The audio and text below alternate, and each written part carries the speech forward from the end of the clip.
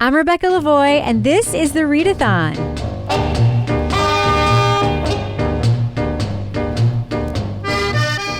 And I'm here with both of my favorite podcast partners for this show. Do you want to introduce yourself? Hi, I'm Kevin Flynn. You can hear me on Crime Writers On, and these are their stories, the Law and Order podcast. And if you're on Patreon and you don't know that, well, welcome to the family. What about you, Mel? You're Mel Barrett, and how can people hear you? Hi, Rebecca. Hi, Kevin. I am Mel Barrett. I am the host of the In Between podcast, an investigative true crime podcast, which you can listen to wherever you get your listens. All right, so we had a Hoff day today. A Hoff day. Hoff day. And did you hear no court tomorrow because it's hot? Yeah, because the fans and Come AC on, are Bev. too loud to hear She's the a witnesses. bad liar. Now, keep in mind, the microphones in court, those are for the pool feed. The jurors Right. do not hear a mic'd witness. There's no amplification. There's no amplification in court. So when they say it's just, they're talking for somebody to speak up, it's not for the mic. It's actually they're yelling for the.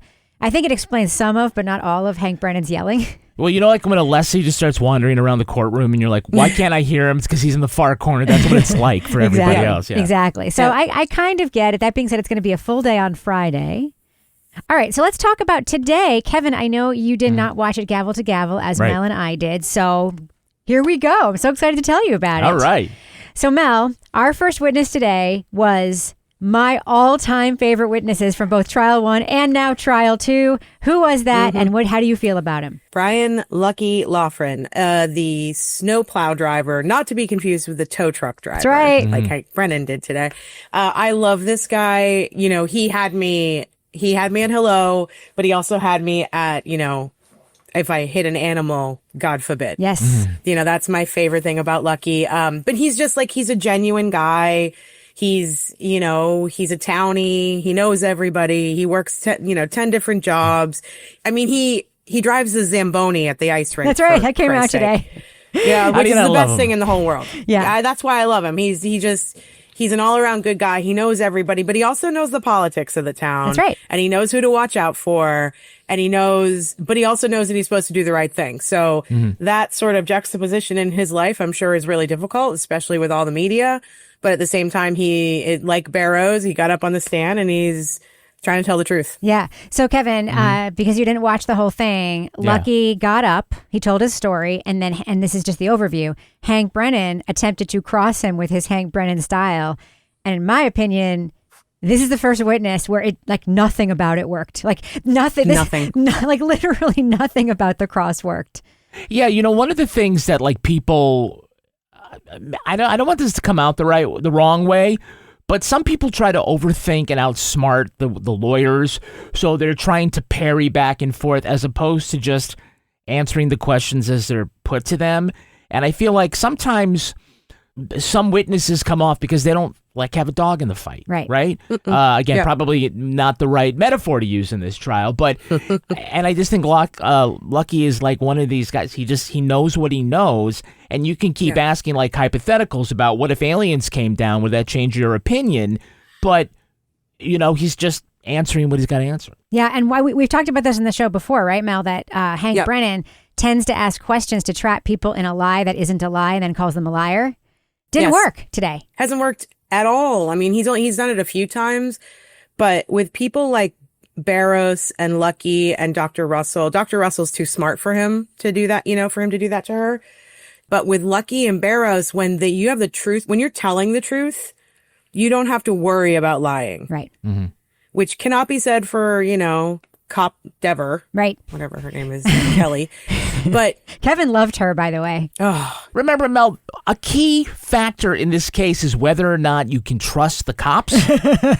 And then you get yet another cop who comes on and acts shady as hell and can't answer direct questions that everybody just knows, like, you can go yes or no on this. You don't have to twist yourself in a knot because that also makes you look bad. Exactly. But Hank isn't... He's definitely not playing like 3D chess here. Mm-hmm. He's not thinking about the words that are coming out of his mouth, I'm convinced, because he actually asked Lucky today, did anybody tell you just get up there and do the right thing? Basically, he repeated what commissioner asked Dever. That's true. And I'm like, well, first of all, dude, I understand the point you're trying to make. Lucky's not the guy. And B, do you really want to like make the jury recall that the commissioner of the Boston Police Department said that to one of his rookie cops? Yeah. And now you're comparing her to Lucky. I mean, so basically you're saying that they want to know, like the thin blue line, if these people have heard of the thin orange line. That the code of plow drivers. The thin reflective line. The thin reflective line. The Franken line. The Franken. Oh, okay. So let's talk about his testimony today. So Lucky made a mistake on the stand last time where he said that at his last pass where the cops were there was at 5:30 in the morning, which was just very clearly him estimating wrong in terms of like, because it was like, this takes 45 minutes, so it would have been this. Yeah. This time he was very clear about his times. His story, Kevin, is that he's assigned to this truck, which is called the Franken truck, and he has incredible visibility, and the defense had him take photos of the truck, which the jury did not see last time, especially from inside the cab, which shows how high it is and the field of vision. You can see like, as he said, as far as the eye can see through that truck. That would have been a great view for the jury instead, right? Yes. Yes. Absolutely. Everybody climb in. That's right. So the truck lights up obviously like a spotlight. He talked about his relationship with the Alberts. He went to school with Chris Albert. He's actually donated to Chris Albert's campaigns in the past. His brother's on the select board with Chris Albert. He knows all of the Albert brothers. He named all 6 of them like that. And The boys. the boys. But so could Mel. So That's I'm right. Sure, yeah. And No, I don't think I can.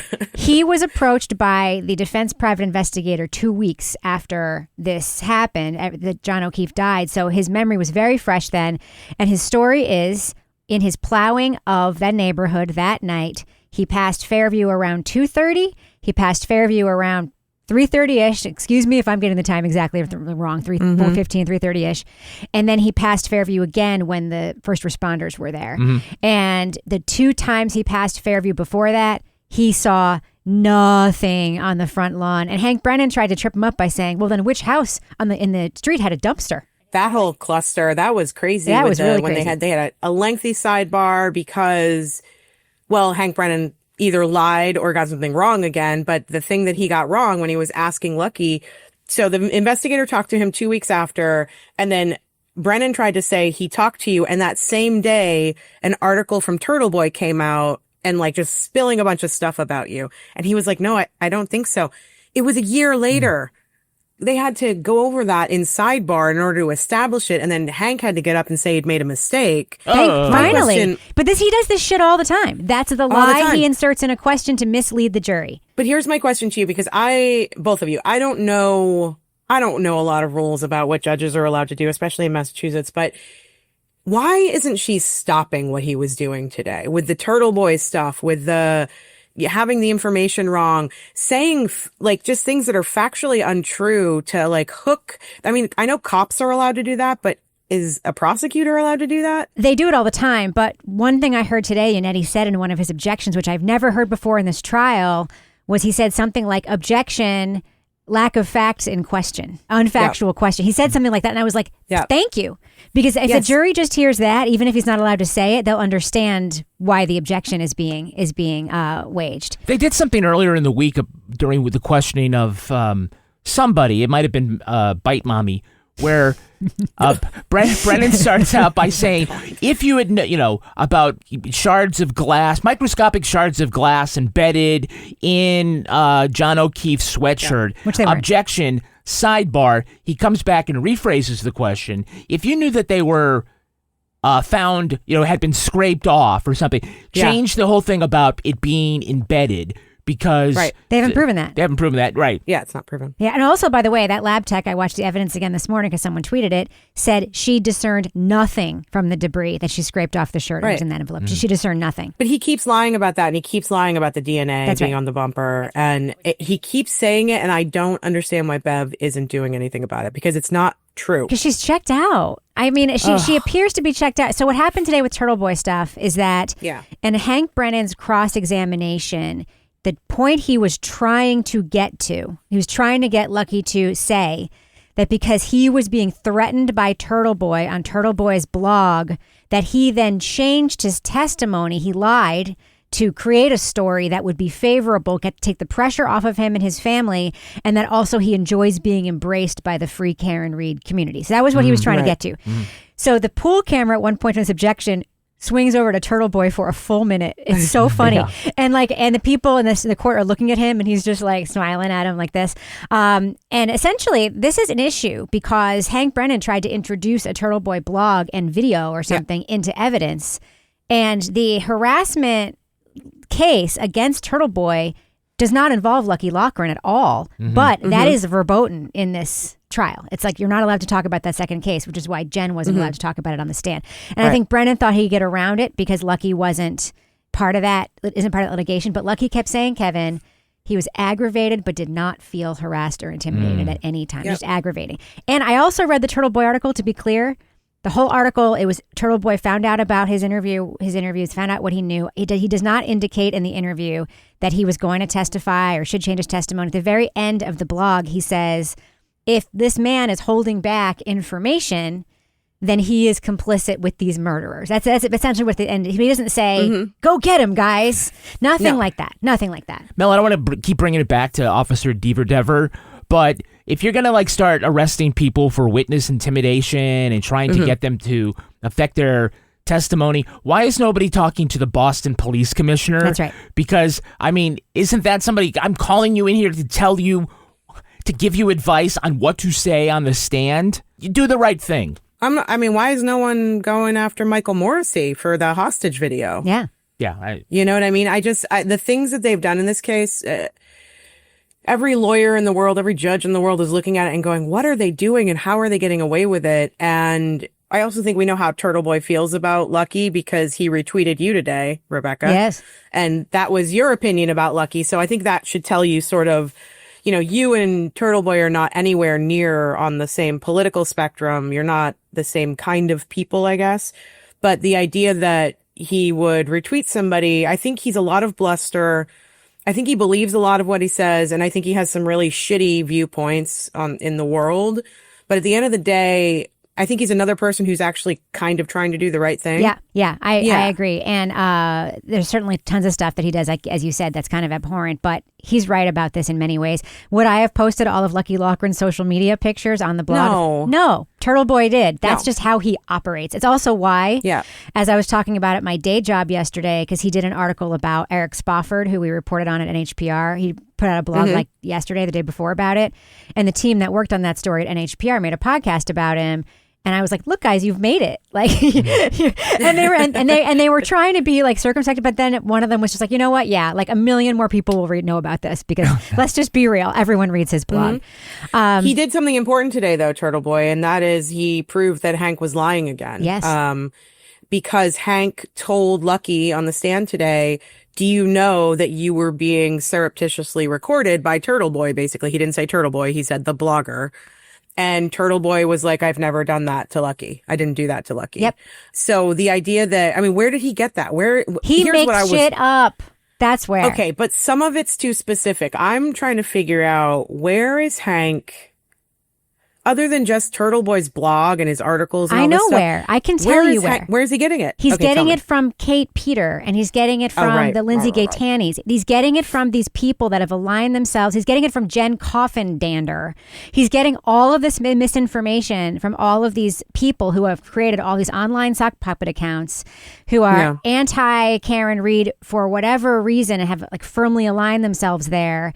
And they send him tips and shit, and that's where he gets it. I'm sure of it because he literally sometimes will repeat something in court that I saw on Twitter the day before. But he's got to vet some of this information. You think? He can't just say, you've been, wiretapped by Turtle Boy. How do you feel about that? Right. It's not anywhere near the truth. Right. So anyway. Well, let's get back to his story briefly.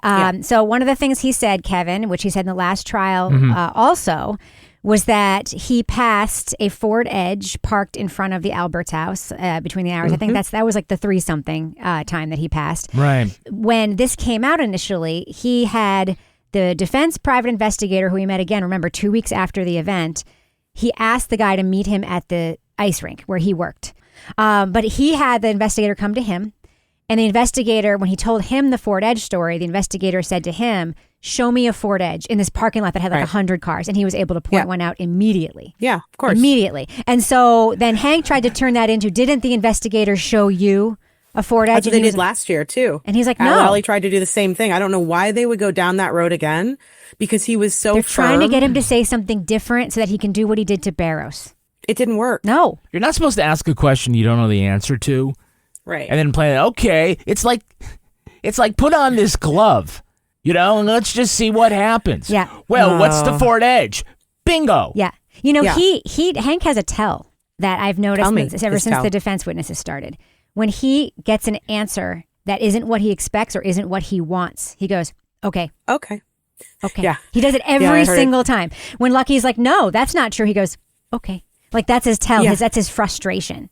Yeah, he takes a little bit of a deep breath and he goes, okay. And it's just like that moment he's got to think about it and like, how do I move on from this? That was not the answer. I've got 4 more pages of questions about this, but and he's just like, why he's dragging this out too, with some of these witnesses. I don't know. It's like he as far as I'm concerned, he shouldn't have even crossed Lucky Loughran because he could only do damage, and he ended up doing more damage, I think, to his. It's what he did with Dr. Russell. It's what he did with Barrows. Like, there were points where he needed to stop. And he went on for an extra 20 minutes. And that's when I think the jury probably fell off the cliff. That's right. So just so you know, the Massachusetts State Police did not interview him until it came out that he was talking to like the feds and other people. Like that's when they decided. They didn't, like, it was like fall of 2023 or something. Like 18 months afterwards, they finally interview him. And so let's not forget about Michael Proctor lying about it too. That's right. And Michael Proctor also lied about him plowing that night in one of his reports. That's what I'm saying. Yeah. That's the part I'm talking about. Because he called his boss. He called Lucky's boss. I can't remember his name right now. And he said, we want to figure out if there was a plow, blah, blah, blah, which they should have known the answer to that question because all of the cops that were there would have seen the plow because he pulled right up and couldn't move past them. Mm-hmm. And they went around him, he said, which I thought was really interesting testimony today. But Michael Proctor says he called and said they had no plow routes on 34 Fairview that night, which is ludicrous. Okay. Ludicrous. All right. So it's the one neighborhood we don't plow. Yeah. No, we don't do that one with all the cops. Exactly. Yeah. So 2 things that Hank Brennan tried to catch Lucky in. One was very funny. He kept referring to Brian Albert as a first responder. So he was like, I know, come on. Brian Albert lived there. I knew he was a first responder. Out of respect for him, I didn't call in the car. And then Hank was like, why are you calling him a first responder? Who told you to say that? Yeah. Did Nettie tell you that? And he's like, no, because he's a cop. He's a first responder. Yeah. Okay. And so that was funny. But the other one that was I'm sorry, it was straight up funny. Hank Brennan was showing video because McAlberts and their supporters have pointed out this video from the scene where all the cops are on scene, where you see, lights going back and forth on the back. And they've been saying that's Lucky Loughran basically stalking the scene to try to see what's going on. Because he's doing his job. Yeah, because he's like a looky-loo. So today, Brennan showed that video and was like, is that you? He's like, yes, that's me. He's like, is that you? He goes, no, it's not. We also have like an independent contractor plow. And I recognize the reflector tape on my truck and it's not on that truck.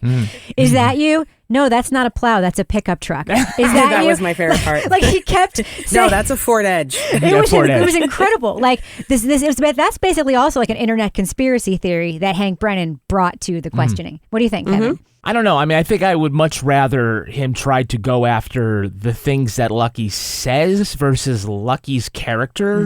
And I just don't think that's a winning move. And, to kind of imply that you just wanted to insert yourself in this story. To become a free Karen Reed puppet. Yeah. He also said today, Hank asked him, so you weren't paying attention to all these blogs and all this media about you. He goes, no, because I was grieving my dead wife at the time. Oh, yeah. And he goes, I'm sorry for your loss. He was so I'm sorry for your loss. And then he just moved on. Like he didn't even care. Okay. He came across like such a jackass today. Okay. Yeah. And then finally, he talked about, all the attention he was getting and so forth. And he's like, why are you taking these pictures of these people? He's like, because I'm polite. You can tell. Like, he's like, there's a couple pictures of him outside the court with people. And he's just like, I know. Because I'm polite. Are you jealous, Hank? No one wants your photo.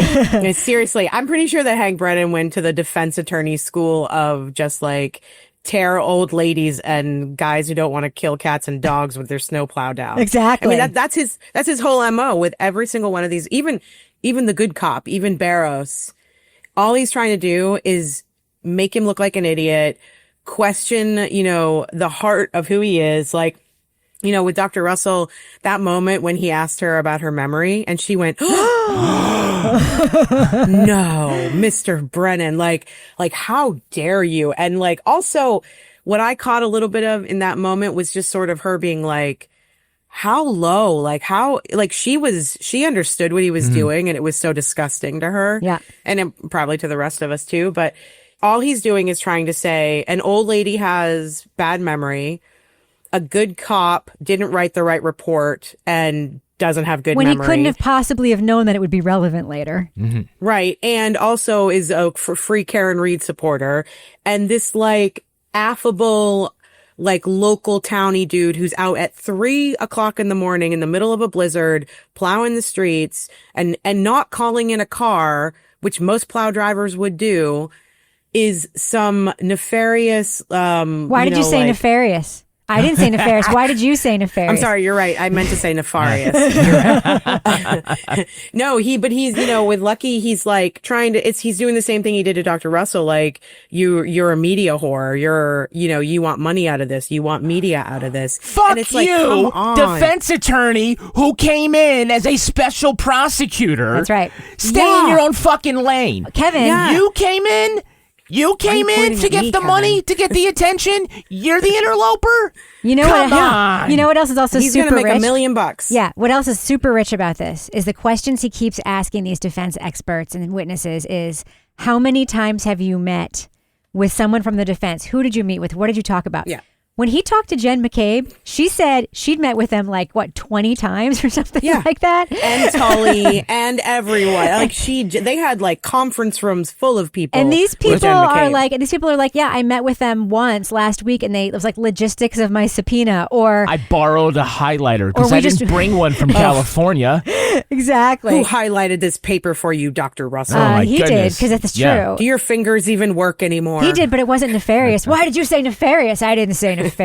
I meant malicious. Why did you say malicious? I know. All right. So I think that we sort of get the gist of Lucky. He is the sweetest. And Kevin, he's younger than you, if you can believe it. Is he really? Yeah. He graduated high school in 1990, so he was a year younger than me. Oh my He's a God. year older than me. He's a Canton 50. He's 4 years older than me.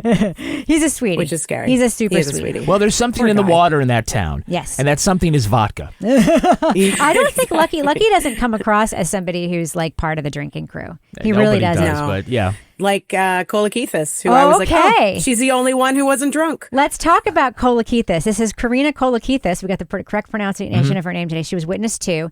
I don't think that she was allowed to do some of the things they wanted her to do on the stand. Yet, It sucks. she ended up being a very valuable witness in one way, is they were able to show the jury the cleared up waterfall video of the altercation at the doorway pointed toward John O'Keefe and and I'm telling you, Kevin, I don't know if you've seen it. I know it was very blurry in the old pixelated video. It's clear as day. I've seen it on that Brian Facial Higgins is hot. expressions. Brian Higgins is hot under the collar. It's clear as day. And like gesturing and anyway, we'll get into it. So the but yeah. substance of her testimony is she was friendly with Karen. She knew John O'Keefe and she knew Jen McCabe because she was a sports mom. Of course. I was like, is it legal to not play sports in Canton? Is a question. I know. Her kids are about the same age as Jen McCabe's. She's a pharmacist. She's been a pharmacist for 30 years, which no fucking way because she looks like she's 28 years old. I know. And then I was really disappointed that Alessi wasn't questioning her because he's also a pharmacist, isn't he? Exactly. Exactly. And I will say, this is a superficial portion of the podcast. Feel free to go forward 15 seconds. She's like one of the most beautiful women I've seen Gorgeous. in a very long time. I'm Like, gonna I don't go. usually make comments like that. And I was like, this woman is gorgeous. Yeah, usually And you leave she's that to like- me. Yeah, I do. But, well, because you're always talking about guys and I'm not sitting here going, oh, he's handsome. Look at him. His head looks You've like a agreed thumb. with me on That's multiple true. occasions. I agree with you, but it's not forefront of my head. That's true. To, dress these guys down. Right. So Karina Kolakithis worked the day of January 28th.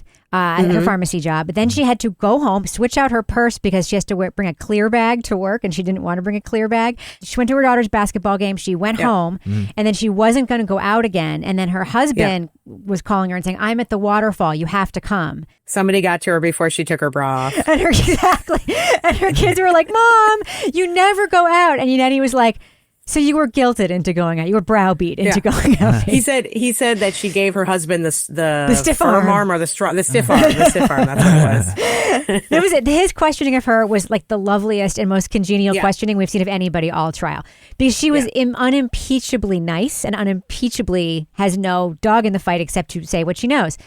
So her story is that she knew that she saw John O'Keefe and Karen Read. John O'Keefe was elated and happy because his niece had gotten into a private, sounds like Catholic school. And Karen was also elated that the niece had gone into a Catholic school and that she saw them being very affectionate toward each other. And she pointed out on the video, which made me sad because she said she's never seen a boyfriend do this before, which made me sad. That's what I said. That's a low bar. But she said that John reached over, and you see it in the video, he went and kissed Karen on the head. He kissed her on the head. Oh, that's sweet. And then he had her basically just show where she was on the video. And then he had her try to testify as to the fight at the door, the grappling at the door. She wasn't allowed to. And actually, the judge named the case, that she cited the case where he wasn't allowed to ask that, which I was so appreciative of. Commonwealth versus Pleas. And I think it was Pleas, or Peas. And I looked it up. Peace. I tweeted about it. It's a case that was overturned because the cop said on the stand he recognized a defendant in a grainy bank video. So that was the purpose of that case. Okay. So identifying people in video that you weren't there to see, or that you couldn't have seen, or that was unclear, whatever. So it has to do with that. So he didn't ask her any more questions about it, but he played the whole thing. What did you think, Melanie?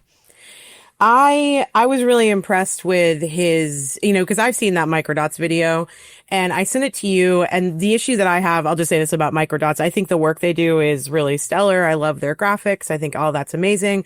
I could live without the narration because it's a little confirmation like the British bias-y. True crime narration of, and then Jen McCabe. I know. He's like, they're telling us how to think. And in the Microdots video, that video is heavy with the narration. So it was really nice to see David Yannetti ask a witness to sort of walk us through. And it was similar to the Microdots narration, but it was without all of the pushing you in one direction feeling. All the melodrama. It wasn't all the, and Jen McCabe in an act of stunning evilness. Jen McCabe. Yeah. And it was just like, so she was like, well, here, Karen's looking at me and talking to me, and behind, and he's like, okay, and what's John doing? John's got his back to us, but John looks over his shoulder to the left. And so he takes her through that whole view of the camera, of the surveillance. So he takes her through this one angle, which is her side of the bar. So we watch her, Karen, John, and I think Jen McCabe pops in at one point, react to what's happening behind them. And he takes the audience, for lack of a better word, through all of that. And then they switch the camera angle and they show us what's happening at the other side of the bar, which is Brian Higgins, Brian Albert, and Chris Albert. Was it Chris? Yes. Chris. I always get Kevin and Chris confused. And so you've seen John and Karen and everyone on this side react to something that the jury hasn't seen on the other side. And now you're taking them to the other side. And I think the way that he did that by putting that angle first makes it even look hotter. Right. Like, I think that Brian Higgins looks even angrier. And I think you can see Chris really grabbing him by the arm. It's the clearest video of this that I've seen. And I can really, Chris is trying to stop him from doing something. Yeah. And this happens just a few minutes after, and we see clear as day on the video that John O'Keefe kisses Karen Read and Brian Higgins is staring right at them. And waiting for a response to his text messages, yes, I that suppose. says what? Yeah. So in the Microdots video, he sort of, it's so eerie because you see him pull his phone out of his pocket and you see that bright light on his face in the bar, and he texts well, and then he puts the phone down, and literally every 30 seconds or so he picks it up and looks at it, and then he looks at Karen, and then he looks at it, and he looks at Karen, and it's just like, ugh, it's pathetic.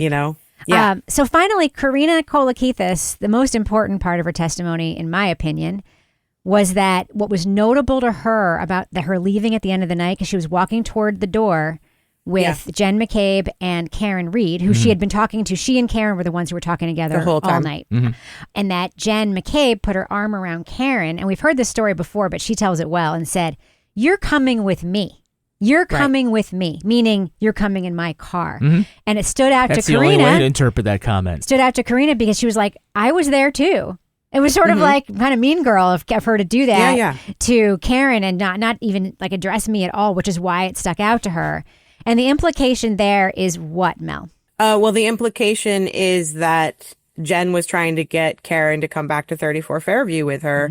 And also, one other point along with that, one of the other things that I thought was important from Kolakithis' testimony is that she testified that she didn't think Karen was drunk. Right. She knew she was drinking alcohol. And she's a pharmacist. And she's a pharmacist. And that was, and Yannetti, you said that. And he's like, and you're a pharmacist. And she's like, yeah.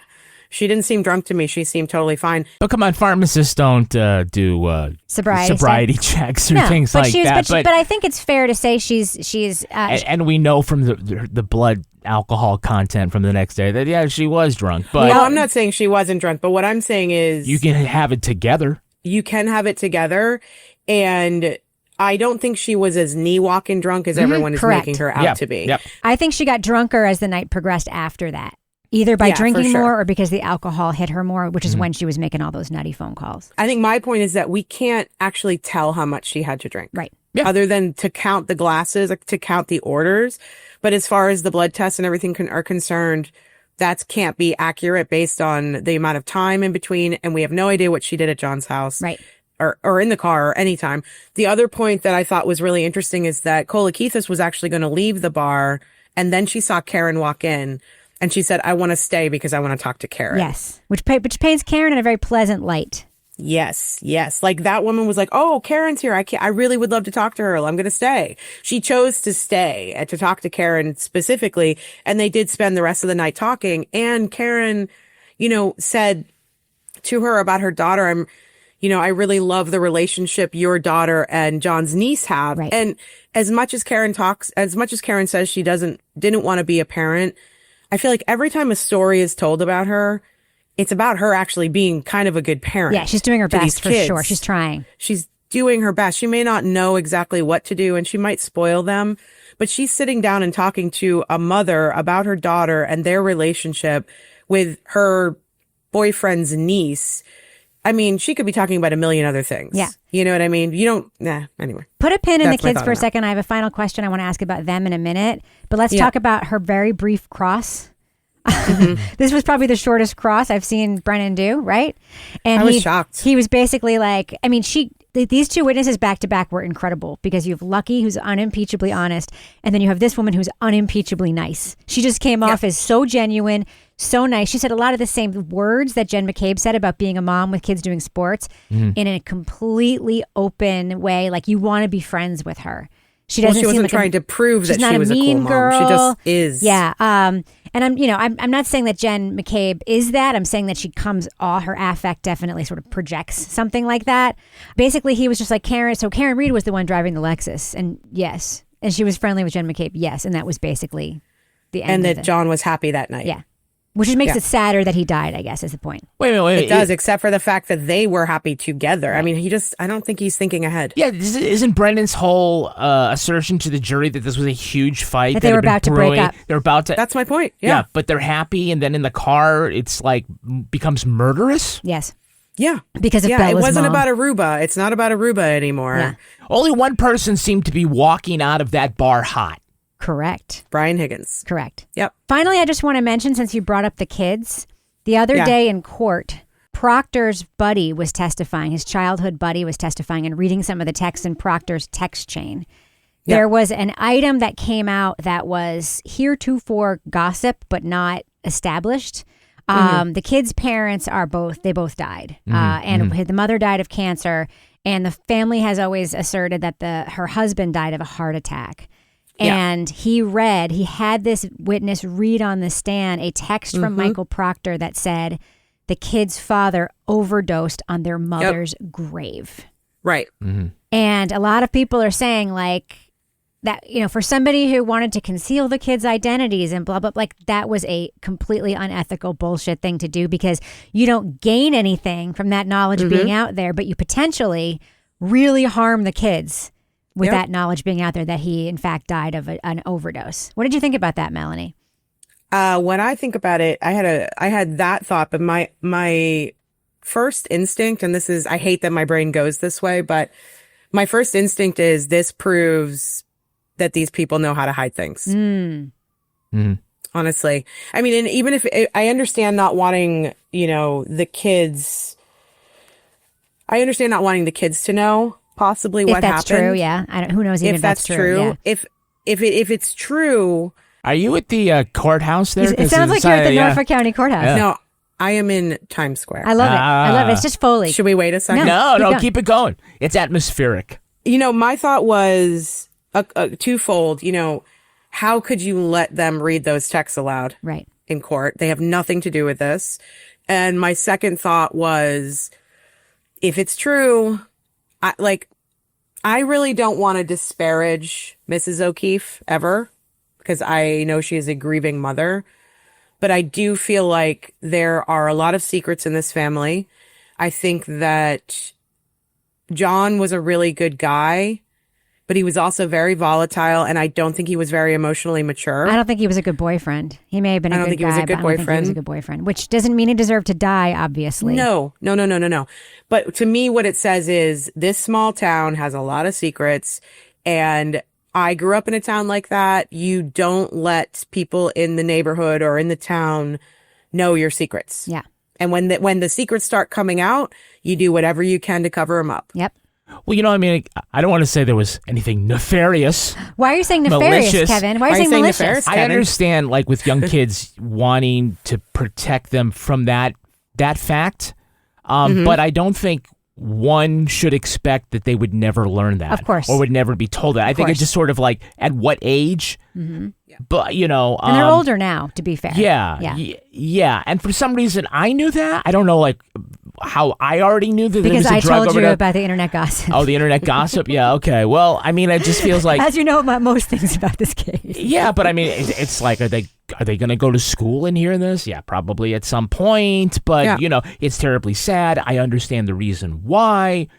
I think it's a very unfortunate way for them to find out, but it is a reality, and it's very sad. Yeah. By the way, Kevin, I thought you did a great job explaining the case to your friends the other night. That's right. Thank you. In your very viral video. Oh, well, they had made a very strong, spicy margarita. That's right. Except you did get the Jem McCabe time wrong. I did get that. Yeah, and I didn't really care, and I flipped Rebecca off. It's not really the point. Canton salute. The Canton salute. The Canton salute. Can I just ask Mel one question? Because you guys have brought this up. I wanted to sort of get your take on the whole thing, the telegraphing here, because they've asked for a missing witness instruction to the jury, which says that, these witnesses, certain witnesses, you're able to draw an adverse inference because the Commonwealth could have brought this witness forward. They were available.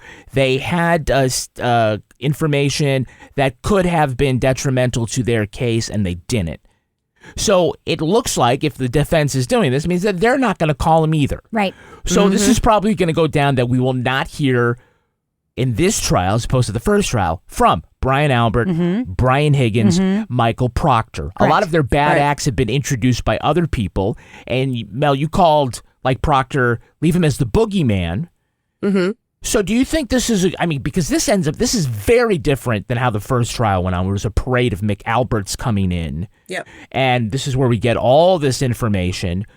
That do you think that this plays better to this jury to just not give Hank a chance to even rehabilitate them? Just leave it in their mind that these are three bad people. I have two brains about this, because my personal brain wants them to be on the witness stand. Of course we do. Not necessarily. Brian Albert, I think, Rebecca, you've made the case for Brian Albert before, because he's a bad dude and we need people to see that. Yeah. He's scary. Michael Proctor, I think it's important for him to be on the stand, because I think I think the defense needs to tear apart his investigation in front of the jury and show his bias. Brian Higgins, in my personal opinion, Brian Higgins did this. That's what I think. And I think that he's been brought up so much, and we are now focusing on him on these videos. We're going to focus on him again at the Canton Police Department video.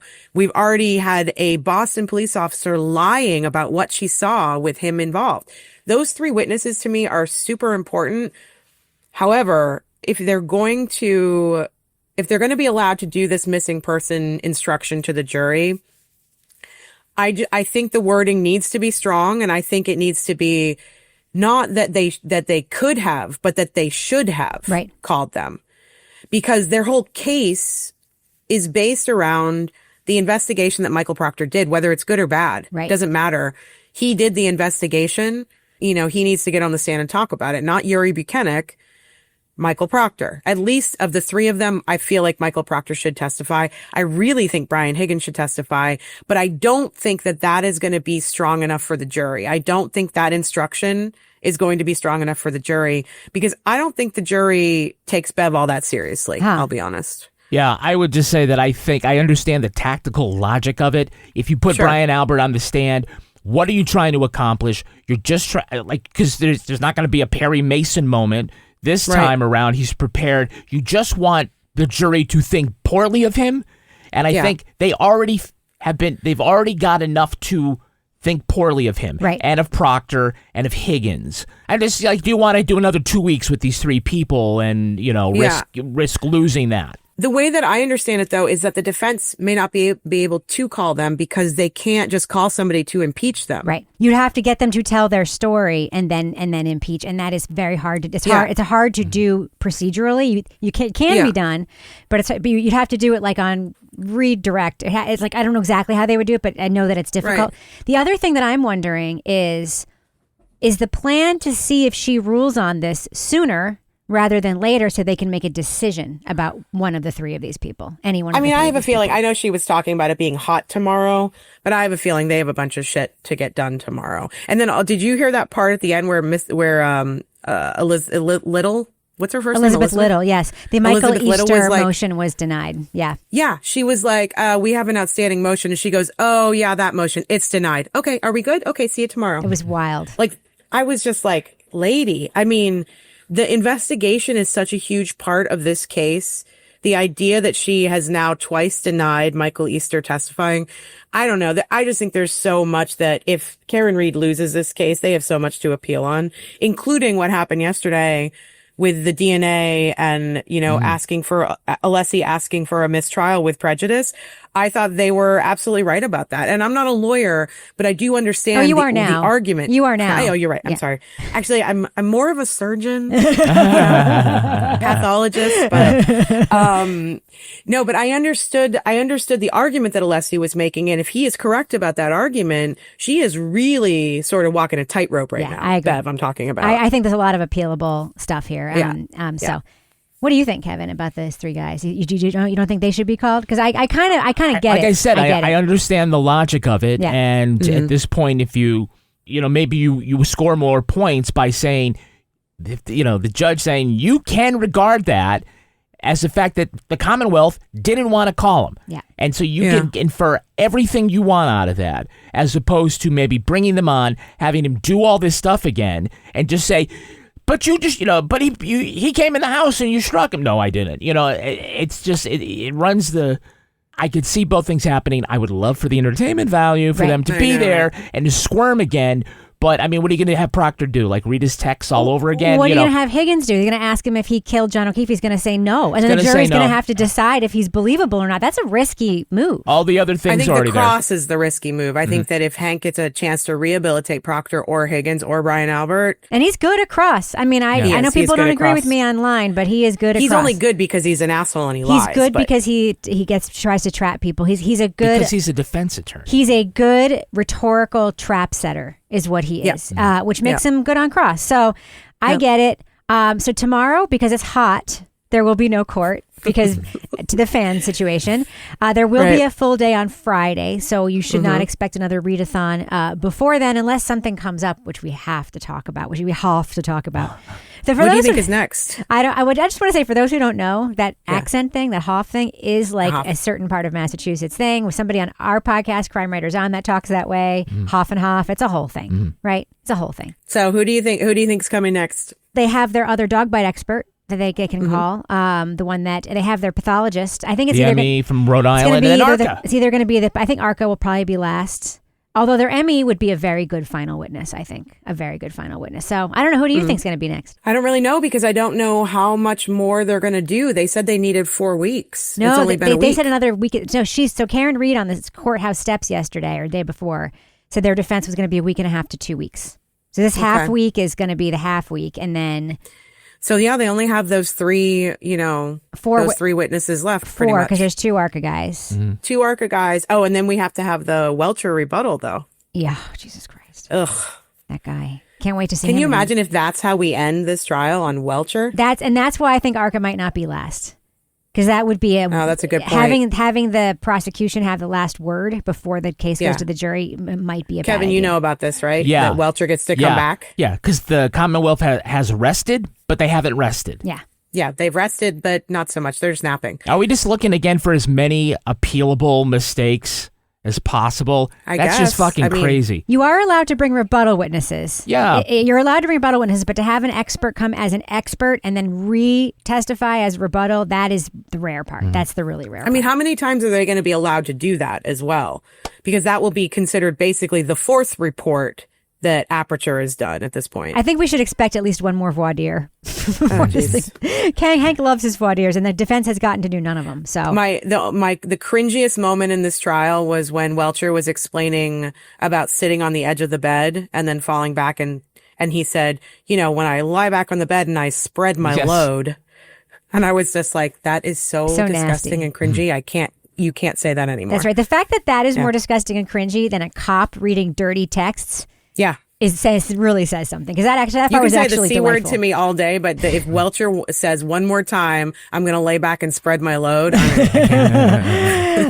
All right. Well, Mel, remind people where they can hear you on other podcasts or podcasts. Sure. You can listen to me on the In Between podcast, wherever you get your podcasts. And right now I'm doing the weekly recap. So I do a recap of the Karen Read trial from last week. So we're coming up on week 7. So next week will be week 7. I put out a couple of extra episodes in the past few weeks with the decision about Pamela Smart's newest commutation petition.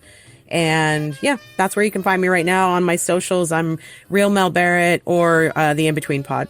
What about you, Kevin? How can you be found on other podcasts or elsewhere? In addition to Crime Writers On, you can find me at These Are Their Stories, the Law & Order podcast. You can find me at Crime Writers On and at You Can't Make This Up, the podcast that we make with Netflix. And I'm Rebecca Lavoie, and this has been yet another Readathon.